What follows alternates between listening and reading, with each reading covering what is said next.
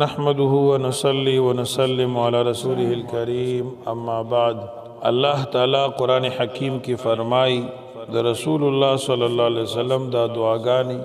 چکمی نبی پاک صلی اللہ علیہ وسلم فرمائی دا عام خلق دعاگانو پشانتی مگنئی او دا اغا دعاگانو گندی مگنئی کمی جی تاسو پخپل منز کی یو بل تکوئی نبی علیہ السلام دعا مبارکہ دا قبول دعا دا او دا رسول اللہ صلی اللہ علیہ وسلم دا مبارک خلینا چکم دعا روزی دا خو دیر جامعوی او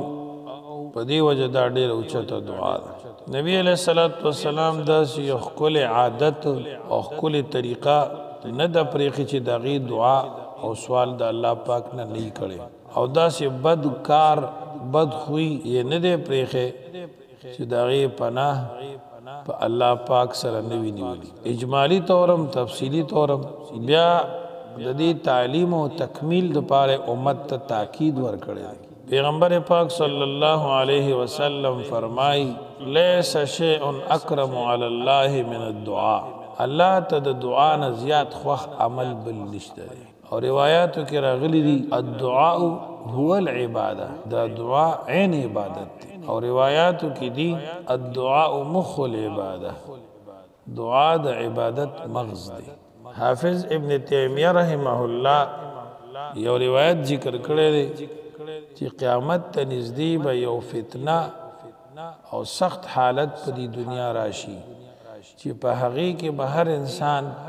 سنا سے درجہ کی مبتلا وی و دغخ کی با یو مومن بل مومن تا سیوا دا دعای خیر نا بلا نیکی نشی کولی ورسر دا اغا وقت دے چی ہر انسان خپل مسائل سرا مشکلات سرا دو چار دے نو سیوا دا خیر دا دعانا مونگا بل مسلمان سرا خیگڑا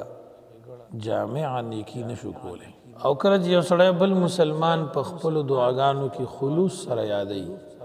پا اخلاص بل مسلمان تا دعا کئی داد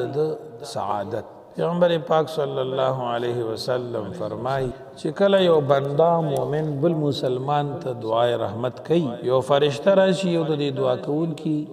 پا خواہ کی ادری گی او دو پا دعا بانی آمین ہوئی او بیا دا فرشتہ دی مسلمان تا دا اغشی سوال کئی کم چی دے بل رور مسلمان دا پار دا اللہ نغواری روایاتو کی راغلی دی چی یو بندو وی چی یا اللہ سمر مسلمانان سڑی دی مسلمانان خزی دی سمر مومنان سڑی دی او سمر مومنان خزی دی دا طولو بخنا او فرمائے نو اللہ تعالی دی بندتا دا پا عمل نامہ کی دا مسلمانانو سڑو دا مسلمانانو زنانو دا مومنانو سڑو دا مومنانو زنانو دا شمار پا اندازہ نیکی ورکی یو سو سکنڈو کی کروڑہا عربہا نیکی ملاوی گی دی جملہ مانی چی انسان یہ ہوئی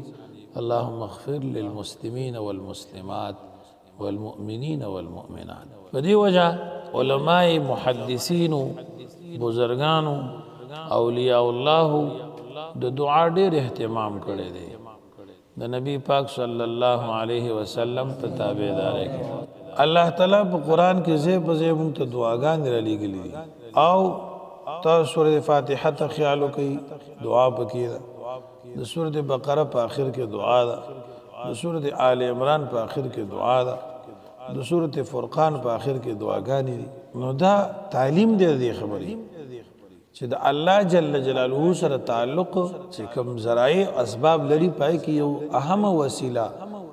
او اہم ذریعہ اللہ پاک نا سوال کول دی دا اللہ جل جلالہ نا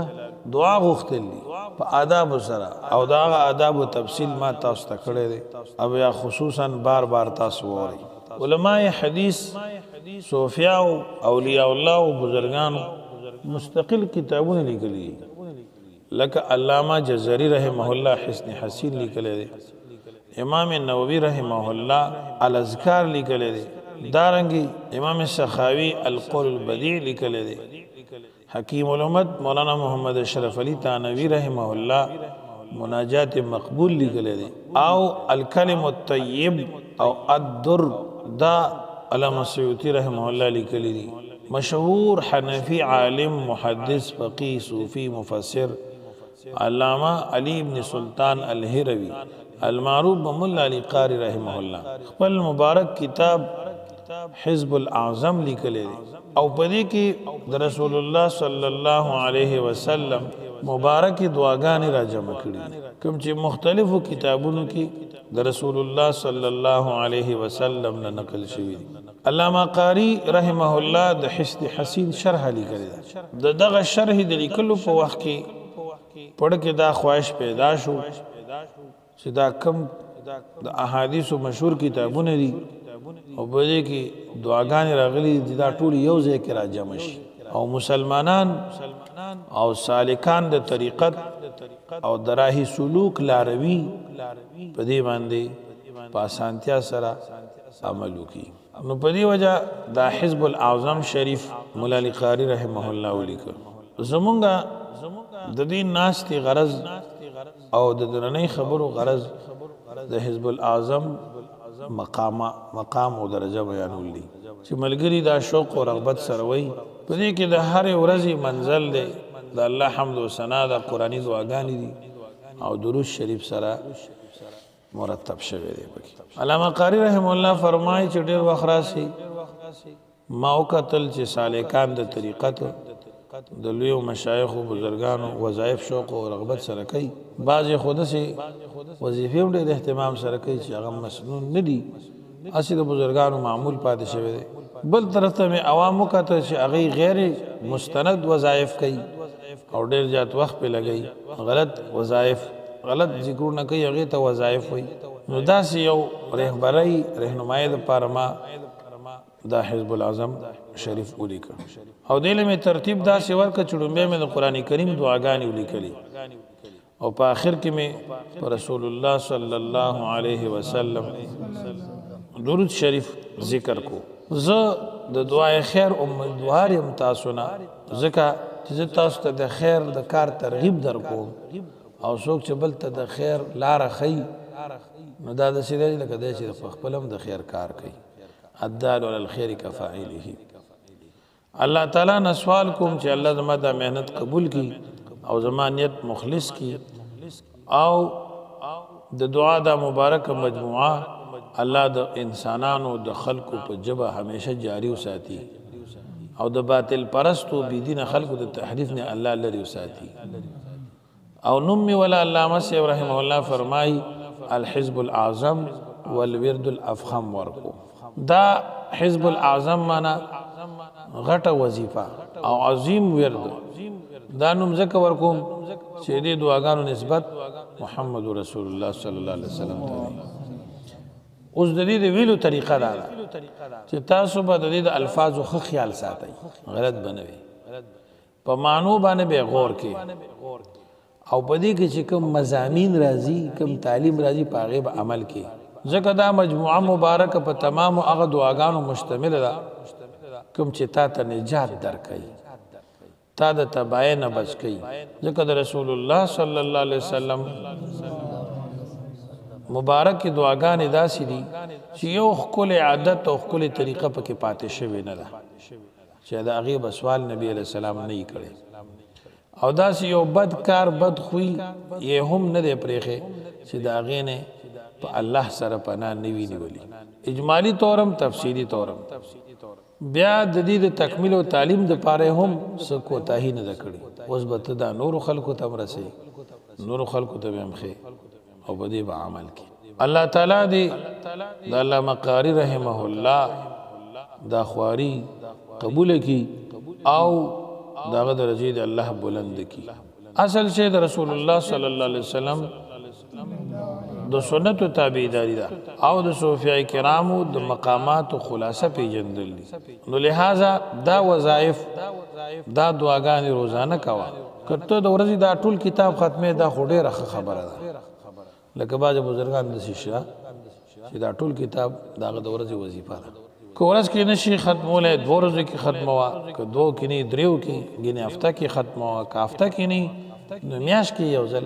ختم کا که میاش کې نه کال کې خو یو ځل وای که دا ممکن نه عمر کې خو یو ځل وای ځکه دا دعاګانې د نبی اسلام مبارک ژبه باندې راغلي دي نو دغه سعادت بستا ژبې ته حاصل شي او دې چې دا ترتیب د ورځو ورکړې دا د سہولت لپاره دا ضروری نه دی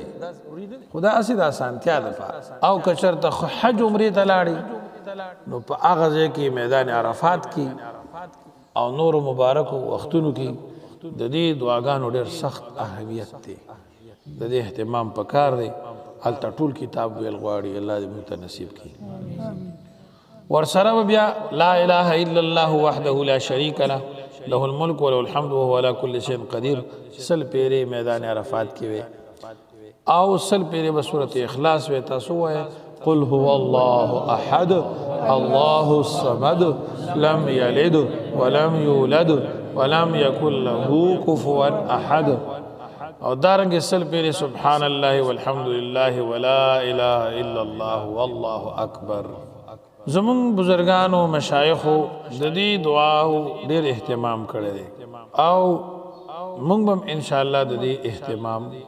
کوو او په آداب سره به د دې ورد موږ جاری ساتو اول طریقه به داسې وي چې موږ به الفاظ د دې ووایو الفاظ چې ووایو د هغې نه وروستو به بیا موږ د دې ترجمه وروستو کوو اول به دا ټول کتاب زویم او تاسو به اورئ تاسو چې مکمل کتاب واورېدو زما د طرفه بیا تاسو ته اجازت دی زما سند زمانه نیولی تر علامه نور الدین علی بن سلطان محمد المعروف بمولا علی قاری رحمه الله دا متصل دی باقیده شجری سره د الشیخ عبدالحی قطانی رحمه الله پاسانیدو کې د شیخ عابد سندی رحمه الله پاسانیدو کې او دارنګ د نورو اکابر او مشایخ او محدثین په اسانیدو کې چې د هغه کوم اسانید دي هغه باندې ماته د حزب الاعظم د ورد اجازه شوه دي او دا شانتي زمونږ په مرشدانو او مشایخو کې فقيه العصر مفتی محمد فرید صاحب رحمت الله علیه امام العلماء حضرت اقدس مولانا سید محمود سندل بابا رحمه الله تعالی مرشد مکرم حضرت مولانا پیر محمد حبیب صاحب نقشبندی مجددی رحمه الله ما ته دی اجازت را کړی دا شانتی زما استاد محترم محدث عصر مولانا محمد حسن جان شهید رحمه الله او استاد محترم حضرت شیخ عبدالقادر محمد متقی مهاجر مدنی رحمه الله الشیخ فداء الرحمن درخواستی رحمه الله تعالی او نور اکابر محدثینو باقاعده ماته دی اجازت را کړی دی نو په دغه اسانید باندې تمام اوریدونکو ته زما اجازت دی چې چا د حزب الاعظم دا وواړه حصے ووریدي دا به الاحسان کې نشر کیږي باقاعده راهي سلوک کې زمونږ ګروپونه دي یا الاحسان زمونږ پاڼه نو باقاعده بدغه کې به نشر کیږي په ترتیب سره د اولی ورځې دویمې ورځې داسې عنوان به ورکول کېږي تاسو یې ښه په سهولت باندې بیا کور کې په خاموشۍ باندې اورېدی شئ انشاءالله دا به موږ ټول اورو او بیا به ورد کې ساتو آخر دعوانا الحمد لله رب العالمین